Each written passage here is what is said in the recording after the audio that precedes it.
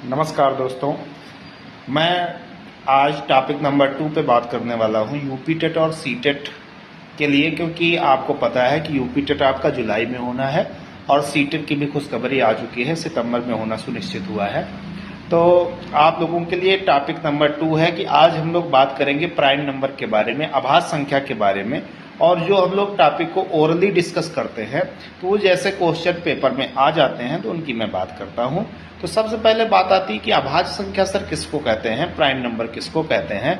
तो बात ये आती है कि ऐसी नंबर जो 1 से डिविजिबल हो और स्वयं से डिविजिबल हो, इसके अलावा कोई उसको डिवाइड ना कर पाए, वो हमारी संख्या अभाज्य संख्या कहलाती है, प्राइम नंबर कहलाती है। अच्छा सर, इसमें छोटे छोटे क्वेश्चन उछलते रहते हैं।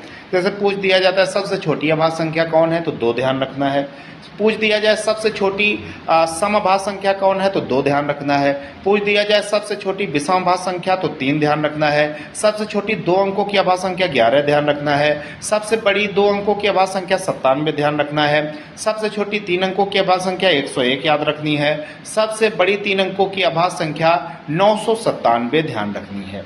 ठीक है, एक हमारी अभाज्य संख्या नहीं होती है, एक को ना तो अभाज्य मानते हैं और ना ही भाज्य मानते हैं। ये बातें आपको ध्यान रखनी है। और इससे रिलेटेड अगर कभी क्वेश्चन आ जाए, चाहे यूपी टेट में हो चाहे सी टेट में हो, आप घबराएंगे नहीं, दिक्कत में नहीं आएंगे और निश्चित तौर पे आप बताएंगे कि मुझको कैसा लगा। अगर आपको इस वीडियो से शिक्षा मिली है, सीख मिली है और आप सीख पाए हैं, तो जरूर मुझे बताइएगा। धन्यवाद।